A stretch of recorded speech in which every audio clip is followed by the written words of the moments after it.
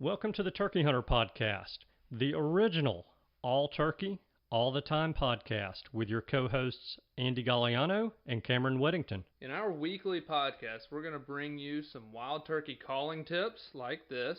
From there, we're going to go into, she's aggravated, there's another hen that's challenged her, or she's challenging another hen. She's going to cut an excited yelp.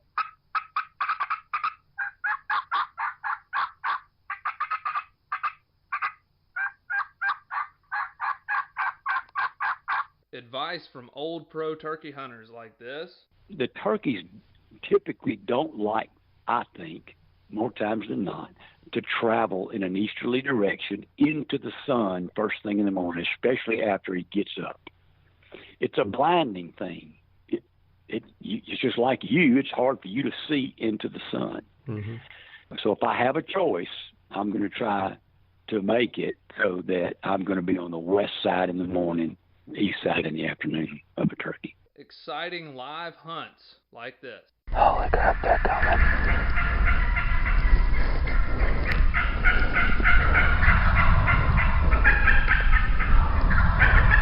Holy cow.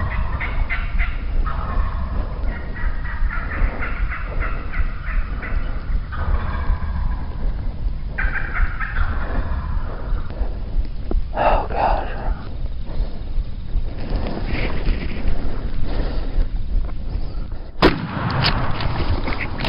Then we're going to teach you how to cook your bird with advice such as this. With some fresh rosemary and garlic, and then cool that off and spread that along the inside of that butterflied turkey breast that we've seasoned on both sides. Wildlife management tips for your property, especially with turkeys like this.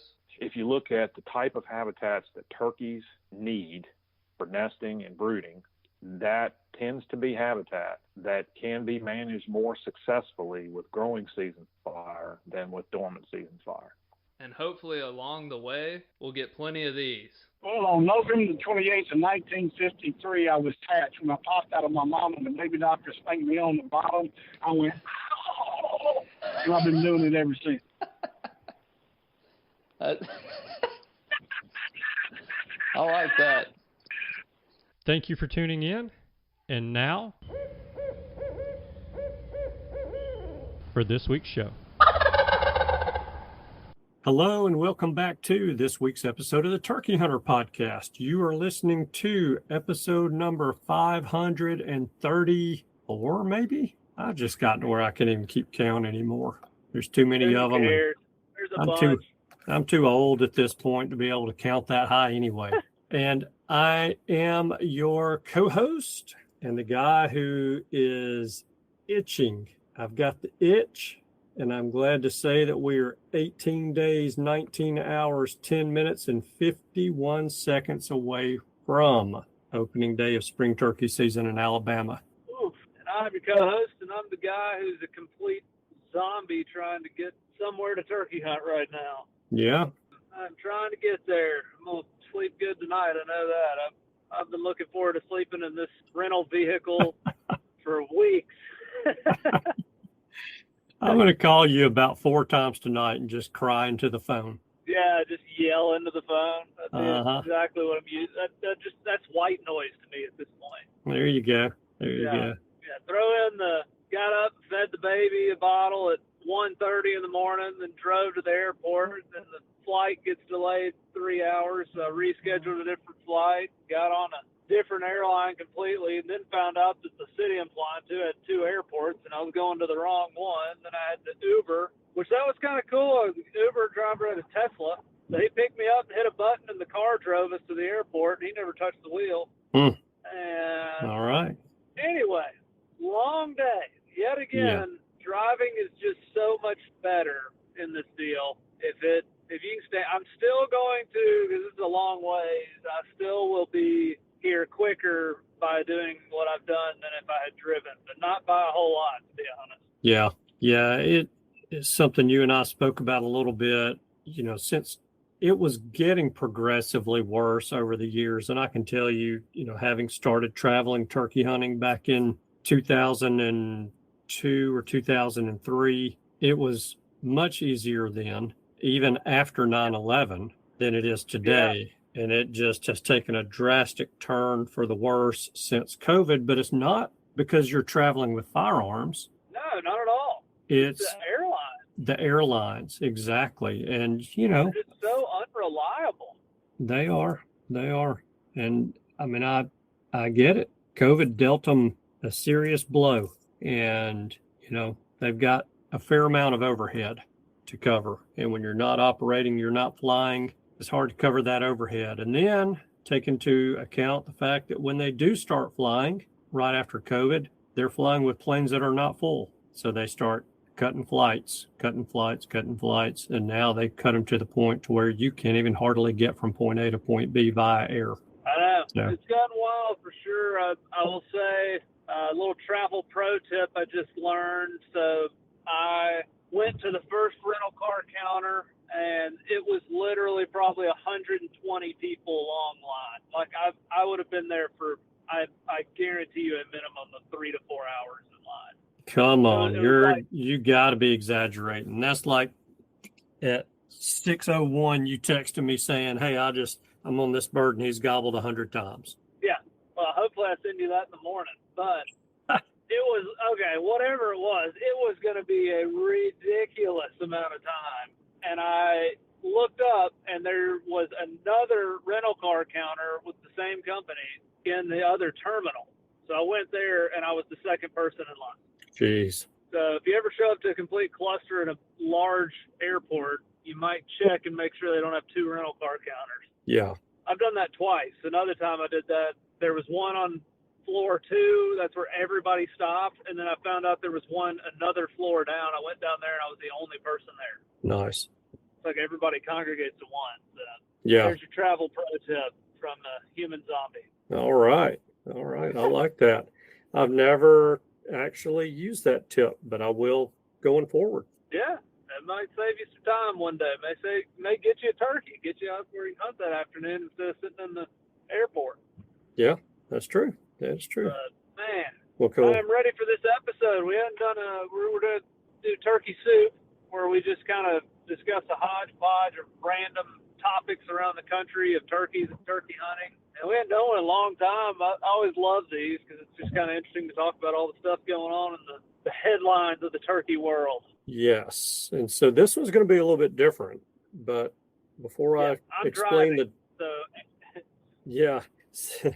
So this one is going to be me giving the articles and then Cameron and I discussing them. And, what we generally do with these, if you guys have been listening for a while, obviously, but we kind of just bounce back and forth. I'll read an article, we discuss it. Cameron reads an article, we discuss it. Well, you guys are going to get to hear me read the article and discuss the article. So with Cameron. So at that point, you'll be thoroughly tired of hearing me mumble. But yeah, what do you think? You want to jump in and tackle the first one? Let's do it. Our entertainment is in your hands.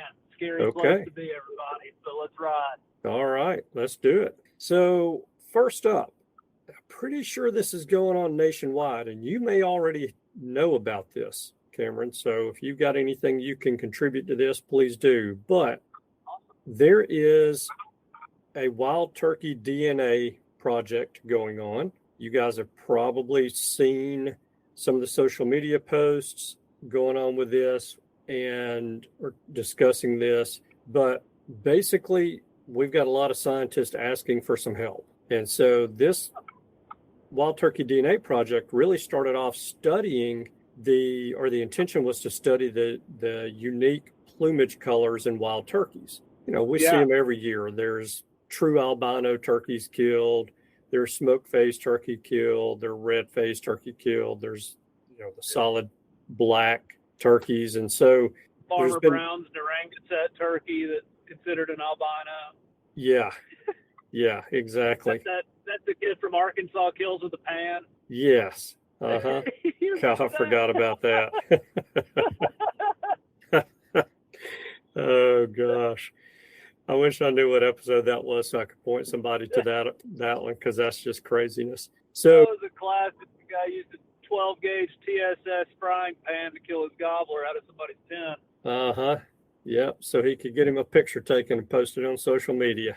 Hashtag still tagged out with a pan. Yeah. Oh, God. Are So they asking for still just turkeys that are unique, or are they asking for more than that now? yeah, they've opened it up now. And so this is, again, I think it's going on nationwide, but it's ongoing genetic testing from hunter harvested birds. And you have to submit an application. And so what they're going to be doing is during 2026, hunters are going to be providing tissue samples from up to 1,000 turkeys across the species range. And then researchers at the University of Texas, El Paso are going to conduct the analyses to determine the genetic ancestry of each harvested turkey. And this has all come about because with the plumage study that they did, they've realized that there's a lot of inbreeding going on in the turkey populations. And so they're trying to study that a little bit more. And by doing this and participating in this, it's going to assess levels of genetic diversity and inbreeding. And it's going to serve as an evaluation of subspecies ranges and their hybridization as well. So this is going to be pretty. When you say inbreeding, you're referring to like cousin turkeys? You're not saying turkeys and domestic turkeys. You're saying between two wild strains of turkeys, but they're similar from the same mom or something. Is that what you're referring to with inbreeding? Yes, that is my interpretation of it. Now it doesn't spell that out in the article exactly, but that's my interpretation. Yeah. So yeah, they're not saying there's a ton of half domestic turkeys running around. It's correct. More so that the genetic strain is like very, I guess. I mean, that kind of makes sense if they're hatched in the same area. The odds of them getting, with their first cousin or something is probably pretty high. Yeah, yeah. Well, and you could even go as far as to say the same. You could have the male turkey breed a hen this year. She has a clutch of eggs, and he breeds a hen from that clutch 2 years from now. Yeah, that wouldn't surprise me at all, actually. There's nothing to stop that from happening. There's no birth certificates, that kind of thing to be checked. So anyway. That wouldn't surprise me at all. And I mean, I almost would think that's likely to occur more so than it wouldn't. I mean, I would find it highly unlikely that a turkey could go breed another turkey that has no family ties to that turkey. Yes. Like, I would think that would be difficult to do. Yes, exactly. But it makes you wonder if when they transplant birds and it's like a whole new family comes into the area, if that's why their breeding success seems to go up so much. Yeah, could be. They're breeding with some of the local stock. Could be, very much. Yeah, I didn't think about that. That'll be interesting. Would they be able to tell me, if I kill Uncle Tom this year, can they tell me if I killed his second nephew twice removed next year? So we'll have to find out. Here's what I know. If anybody out there is interested in participating in this, they can go to wildturkeydna.com, register to participate. Those that register are going to get an email asking them which county or counties they hunt in. And then those that fill out that form are going to be selected, and they'll be mailed kits and asked to collect a sample from the birds that they harvest. And then for each sample, a hunter is going to upload an image of the bird and other information that the researchers want to know through their online Wild Turkey DNA account, and then send the samples to University of Texas, El Paso in a prepaid envelope for genetic analysis. And then the hunters are going to receive a certificate of pedigree for their harvested wild turkey. Oh, that's neat. Whatever that is, but it's kind of cool. I don't know exactly what that is. Have you seen the posts? I've seen a few of those posts from the DNA people, and it's like some of these turkeys will be 93% wild, 7% domestic, or vice versa. Some of them are like straight up domestic turkeys. So I bet that's what they're sending them. Yeah, could be. Man, if they wanted to get people, what would be really neat is if they could age the turkey from these tests. I don't know. I wish they could. I don't know if they can, but man, that'd be neat if you could send your turkey in. You think he's a 4-year-old, send him in, find out he's 8. Like, how cool would that be? Yeah, that'd be neat. That'd be pretty neat. Yeah. Oh, that's awesome. That sounds like a pretty neat study. Yeah, and any of the hunters that are not really selected for the study, they don't receive kits, but they still want to participate, they're going to be sent a vial to put a sample in, and they're asked to mail that to UTEP. So that's going to be pretty neat. I'm interested to see how that pans out. I saw a video posted by Mike Chamberlain talking about the wild turkey DNA study, and this is part of it. So if any of you guys are interested in participating in that, just go to wildturkeydna.com and sign up, and maybe you'll be chosen. That'd be kind of cool. Man, heck yeah, that's awesome. And I'm just guessing, but my guess is if you're one of the first ones in your area to send in an application, you would likely or stand a chance of being selected, greater chance of being selected for this. So that's just a guess on my part. I would imagine so, because they probably want a certain quota or something for each county or section of the state or whatever. So that's awesome, though. Yeah. So we will have to get Dr. Chamberlain on to talk about it maybe after the season, see what kind of participation they got and when we think we might get the results, and also what exactly is it that they're looking for in this study. Yeah. And most importantly, how does this help us put more turkeys on the landscape? Yeah, no doubt. The ultimate question. Yes. I think we could him on the phone for a few hours. No problem. What else you got? All right. Round one, you did good. I'll give you a pat on the back. All right. A pat on the back, but no Venmo payment. So maybe I can get that with this one.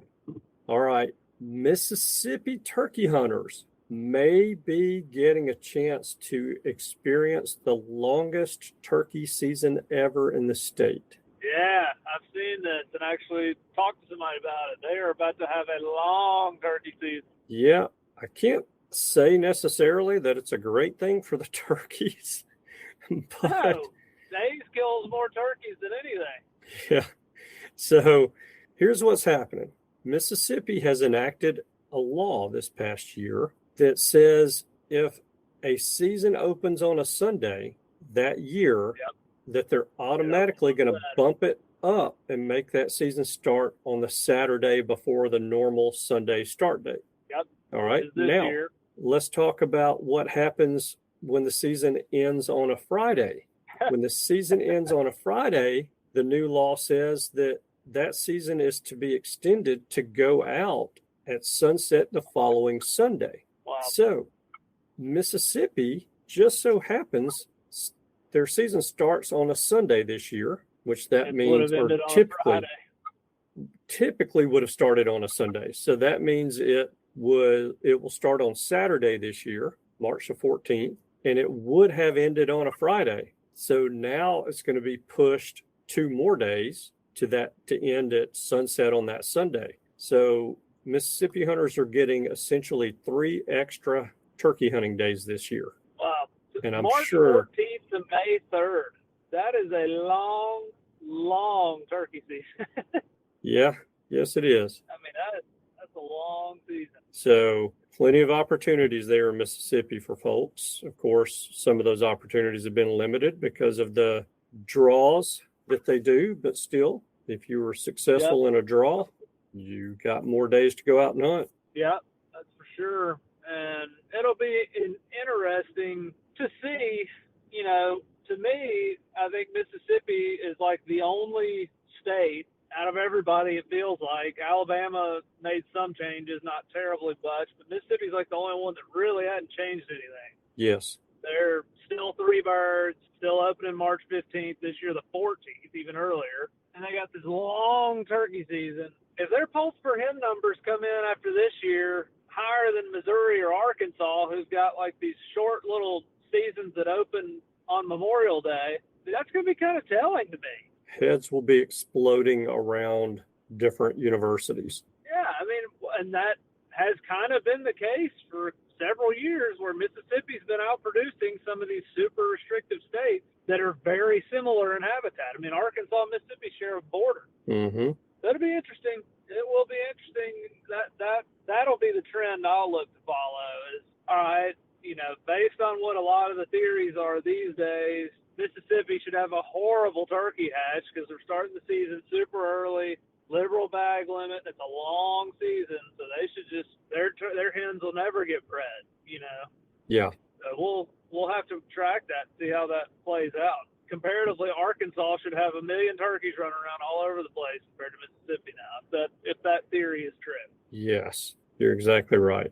It will be. But that is a long season. I mean, also it's kind of crazy. Mississippi opens next weekend.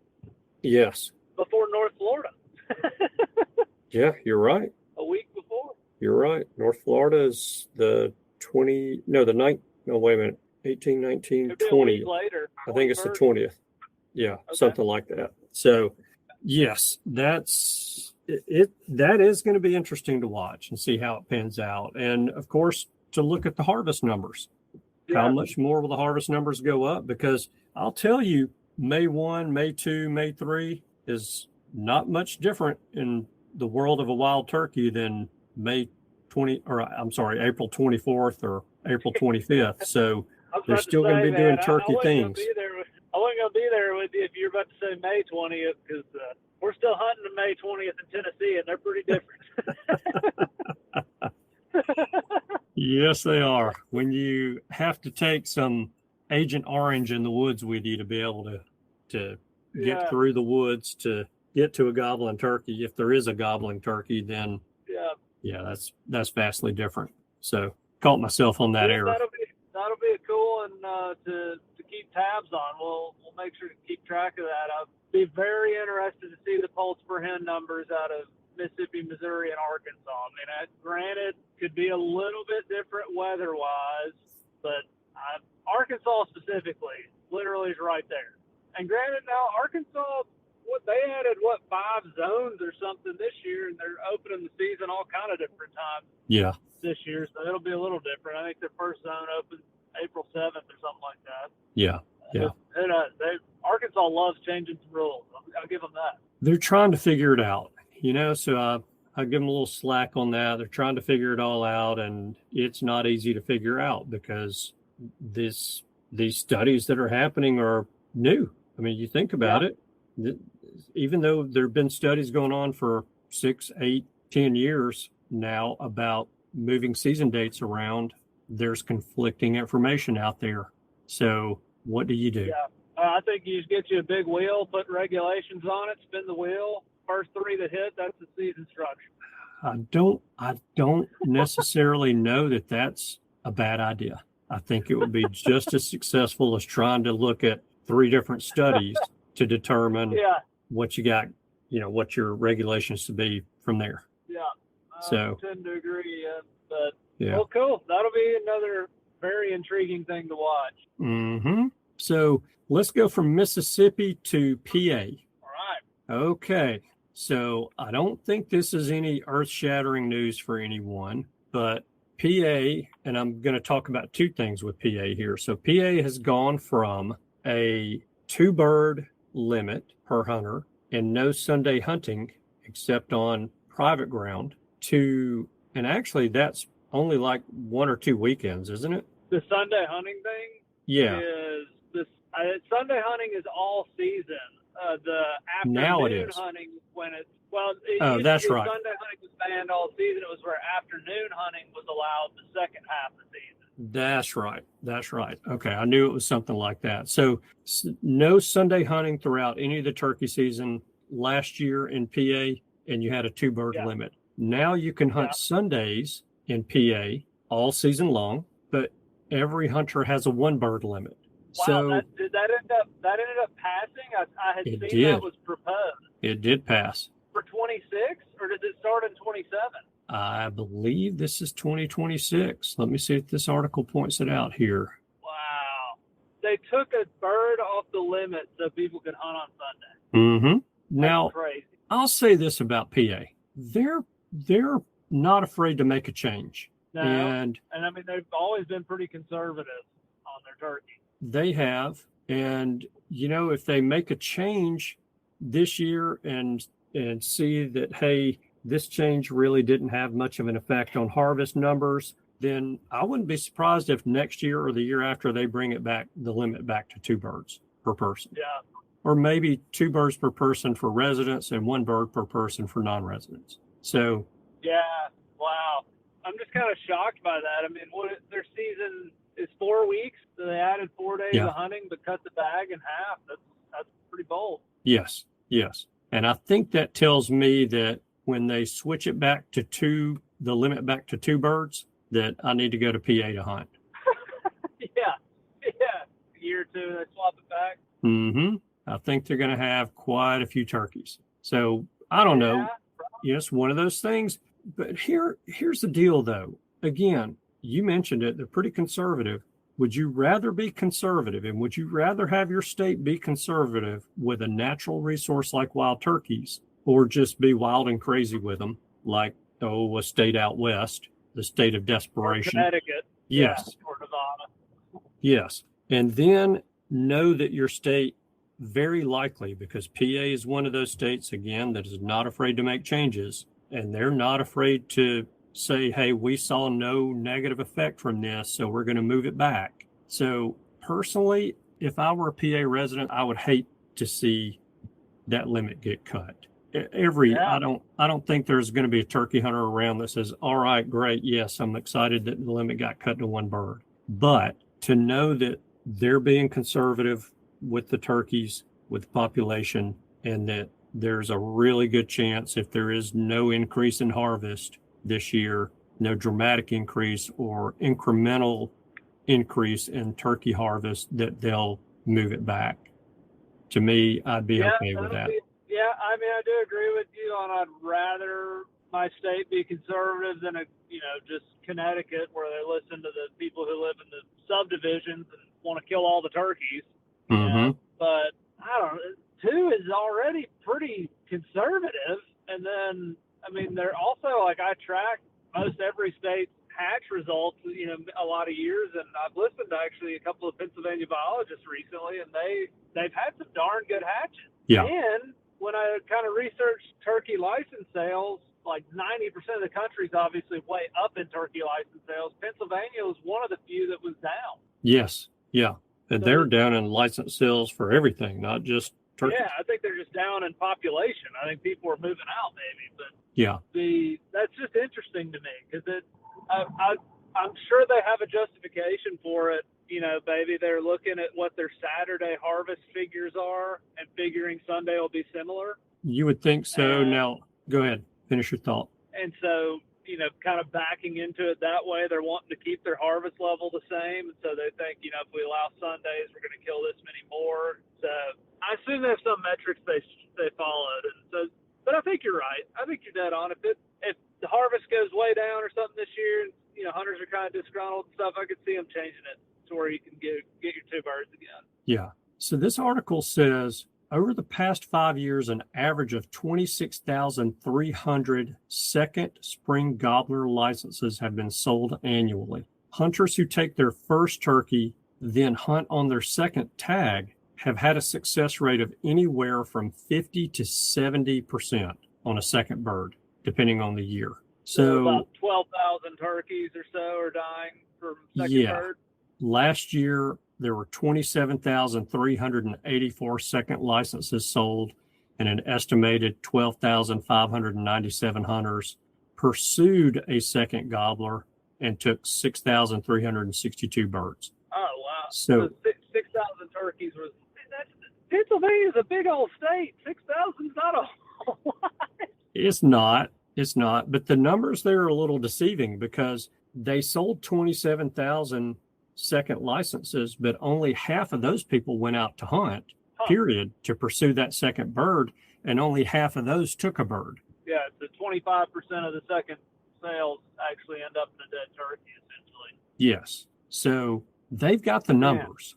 They've got the statistics, and I'm like you. I kind of feel like they have been studying all that, probably.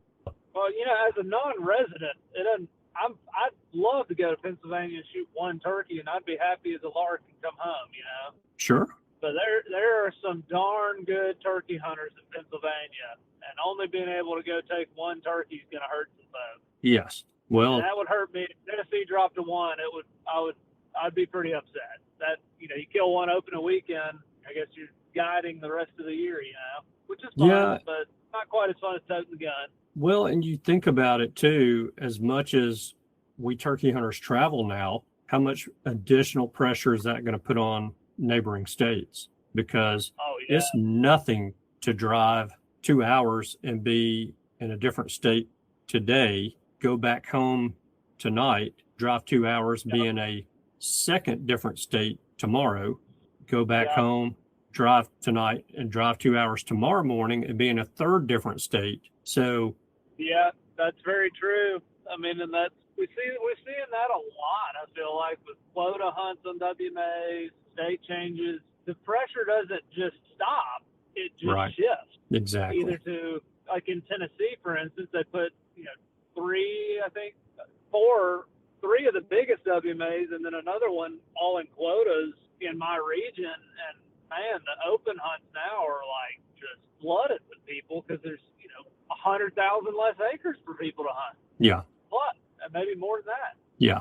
And like people don't just say, "Oh, dang, they took my favorite place, put it in quota. If I don't draw this year, I'm not going to hunt." That ain't happening. You're exactly right. They're going to hunt. They're just going to go somewhere You're exactly else. right. Yep. And then those places get put in quota because everybody says how much pressure there is. Yeah. I mean, look at Florida. I know. Look at Tennessee. Just look what's happened because of what's happened in Arkansas, Missouri, Tennessee. Look at what Mississippi had to do, or didn't have to do, but look at what they did. Needed to do. Yes. I mean, they needed to. The draw statistics there, it's unbelievable to see them. They're online now, and to see how many more people put in for that tag now that used to not. Now, granted, I think half the people who put in for these things, they just want to get the quota so they put it on Facebook to everybody they want a quota hunt, and then they don't even go. But that's like the new bragging. It's not enough to just put the banned out turkey on Facebook. You got to put your successful quota hunts on Facebook. Yeah. And in doing so, make sure you reduce your odds for next year. Yeah. So let's talk about what usually happens when a regulation or a law is enacted. Usually there are unintended consequences. Almost. So you introduce a law limiting your bag limit in your state from 2 to 1, reducing it from 2 to 1. And so let's think about this now. PA's a state that's a lot different than these southern states where if you are sucking on a pacifier and wearing a diaper, you could go out and kill a turkey. You're legal. That's not the case in PA. So PA does they have mentored hunters, and those mentored hunters in the past, when they would harvest a deer or a turkey, it would against the tag for their mentor. Really? I did not know that. So think about that. Your dad and you've got 2 kids. One tag. That are under the age of 7, and you take them out, then they were using dad's tag if they harvested a deer or a turkey. And dad got nothing. Well, other than the joy of seeing his children take an animal. And that's a lot for some dads. But in your scenario now, that one of his kids gets to kill the one turkey for the year. Exactly. And dad doesn't get to kill one, and Junior doesn't get to kill one. But Juniorette did. So now the law's changed, though. So PA's stayed on top of that, and they did think about that. Good. So now those mentored hunters under the age of 7 get their own buck and turkey tags. That was a great move. That was a great move on their part. And so 7, that's pretty young still. Nah. I mean, how many 1 and 2-year-olds think killed Osceolas last week during the youth season in Florida? Probably A bunch, I'm sure. It'll happen this coming weekend in Mississippi. Yeah, the dad's swinging the gun left, the kids flying through the air, hanging on to it. Not hanging on to it. They either have the kid handcuffed or duct taped to the gun. Yeah. Got to keep it legal, man. Yeah, he shot him. Uh-huh. All right, pull the trigger. Yep. So that was a good thing that PA did. So again, they're one of those states that I think try to do things right to not limit opportunities, because there are a lot of people in that state that hunt. But, again, you get to a point where you've to open up some opportunities, maybe you have to take some opportunities away. And that's exactly what happened with the opening up Sunday hunting and now taking that bag limit from 2 birds to 1 bird. So we'll see what happens with them over the next couple of years. That'll be interesting to watch. Another one to track for sure. Yes, indeed. All right. So let's go from there to Virginia. This is going to be a quickie. Maybe it won't. Well, the article's a quickie. Maybe the discussion won't be. So for 2025, 2026 hunting season, statewide, there were 1,022 wild turkeys harvested and registered during the fall hunting season. That's a 28% decline from the prior season. Now, this article doesn't say, I was going to say, this article doesn't say what the decline was from 23, from 23-24 to 24-25. But, I'm sure all those numbers are online and we could look at them. But yeah, man, it's a dying part of the sport. And a lot of that has to do with less opportunities by states. Yeah, regulation, part of it, big part. Yeah, a lot of it has to do with QDMA and every hunting magazine out there showing a big buck on the cover. Gets you fired up, makes you think I can do that. So you go out to do that. And that part's good. Yeah. So I just thought, there's one more state that things are declining as far as fall hunting opportunities. Yeah, that doesn't surprise me. And, surely the state and people are reasonable enough to realize it doesn't mean the turkey population's down 25%. There's just a lot less people fall turkey hunt. And yes. I can't remember how their structure is. I believe in Virginia you get a set number of tags for the year. So if you kill a bird in the fall, it counts towards your spring limit. Pretty sure that's still the case. So, in that case, they're not limiting your opportunity to go in the fall, but myself included, and I love fall turkey hunting. But if I had to give up my spring tag to fall turkey hunt, I probably would not shoot a fall turkey. Yes. I love fall turkey. Absolutely love it. But I say that I probably would go, and if it was like just an absolute insane experience, I would take a fall turkey. But I'd be pretty selective on what would, I'd have to have about 5 boxes he'd have to check to get thrown in the bag. Yeah. But that's interesting. You're seeing that everywhere. And like you said, a lot of the decline in fall harvest is because the opportunity to go has been taken away. A lot of states have closed it completely. Yes. Kansas, Nebraska, a lot of them. Yep. So it'll be one of those things. We'll see how that pans out in some of those states, because some of them cut that privilege away recently and because of declining populations. So it'll be interesting to see if there's a turnaround, partly because of that, I guess. Yeah.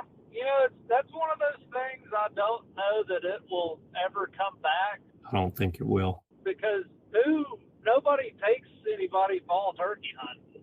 Nobody's teaching anybody to fall turkey hunt. And everybody's deer hunting, so there's so much other game you can pursue in the fall. So I think it'd be very difficult for fall turkey hunting to return to being like a decent portion of the harvest. I don't think that'll ever be the case again. I just hope they don't can it everywhere because of lack of participation. Yeah. Look, if it's lack of participation, why would you can it? Well, it's a great question. In Tennessee, closed fall turkey hunting on the WMAs after the entire harvest on all WMAs in West Tennessee was 6. Yeah. Why did they close it? Yeah. And I know the guy who killed a third of them. Mm-hmm. And they tasted great. And they closed the season. They cut me and 4 other people out. Yeah. I don't know. I guess a lot of that's just kind of feel good legislation, maybe. I think it's they can say they did something. I think that's what that is. In a case like that where the harvest is that minuscule, they say, well, our population's down. We took away fall hunting on the WMAs to help our flock. Mm-hmm. And we say it, people believe that, and 99% of people don't realize the harvest was 6. Yep. But if they said it in a way of, well, 6 were killed on, these 300,000 acres, so we closed the season, and people are like, why'd you do that? Yeah. But anyway, where else we going? Well, let's take a little trip to Wisconsin. Wisconsin. Apparently there are... Squeaky cheese. Yes, squeaky cheese. There are 107,583 leftover turkey hunting authorizations that will go on sale beginning March the 16th for 2026 spring turkey season in Wisconsin. So those are going on the market here soon. You didn't draw, which I can't imagine you didn't draw with 107,000 left over. Although I will say this, there are leftover tags in only 6 of the state's 7 turkey hunting zones. So there are some people who didn't draw. Yeah, definitely some people who didn't draw. And most of those tags are in the later portions of the year. Yes. And people don't like to hunt that time of year because they say that the bugs are bad. And I'm going to tell you, the bugs are bad. And that's coming from a Southern boy that has seen some bad bugs. Holy cow. Those bugs are bad. I mean, you're you planning a off. trip to that region, Michigan, Wisconsin, Minnesota, anywhere up in there, late season, highly recommend a head net, one that completely covers your head if you would like to not have your eyeballs eaten out by night. I think a suit of armor that is welded shut at every opening once you get in it is the best defense. It is next level, I will say. I've been up, we've both been up there before, and it is, when you're near any kind of water source, man, there is an ungodly amount of bugs. Yes. That'll be interesting. I know Wisconsin I think they're looking at potential changes next year, not this year, but next. It'll be interesting to see what they're going to go, if they do anything, and if they do, what it'll be. I think there's been some grumblings about wanting to limit non-residents, either via bag limit or days or whatever. Yeah. So we'll see if that comes to fruition. Yeah, there'll be lots of changes going on all around. And here's why. I'm going to take you from Wisconsin to Delaware. The DNREC announces its largest number of applications for the 2026 spring turkey season lottery since 1991. Now, we know Delaware's not a huge state, so it's not like, there's 400,000 applications that have been filed because there's just not a lot of places to hunt in Delaware. You just step all over each other. But I think that just goes to show, we have heard talk about, hunter numbers are down. And that may be the case. But turkey hunter numbers, I do not believe are down. Are not. Traveling public land turkey hunter numbers are assuredly not down. Exactly. Yeah. And again, this is one of the reasons, to me, this is further proof of that. So. Yeah, well, no, Delaware, that's the Super Slam is why that's happening. That's it. Absolutely. Everybody's wanting to kill one in every state. That's the only reason Delaware is seeing that kind of application. No doubt. The hunting may be phenomenal, on some of these places. I don't know. I have been to Delaware. I got my one turkey there. I heard one turkey, killed one turkey, so I can't really speak to the population. But I don't think it's because the hunting is just so incredible is why they're having record apps. It's because everybody needs to put DE with a little green check mark on Instagram with their turkey picture. Yes, I cannot disagree with you. And that's honestly probably kind of sneakily one of the best gauges for the Super Slam craze. If that trend ever starts going down, it'll be when I guess everybody's finally killed in all the states. That one would be a good one to keep track of because it's kind of like the one little state up there where you have to draw to hunt any kind of public land. Mm-hmm. You're exactly right. So that line graph is the Super Slam. Yeah. I don't disagree with that. So moving from there to Ohio, this will be I'm kind of jumping around. It's really taking us right back to the fall turkey hunting discussion that we had. So Ohio is proposing to eliminate fall turkey hunting with archery equipment, that you'll only be allowed to fall turkey hunt with shotguns using shot shells. I guess that means not slugs. without saying it, they're trying to get rid of incidental turkey take by deer hunters. That is exactly what they're doing. Yeah. I actually like that. I wouldn't mind if Tennessee did it, but yeah, I'm not gonna say there's something bad about that. So I think that's okay. It's all right. Yeah. All right.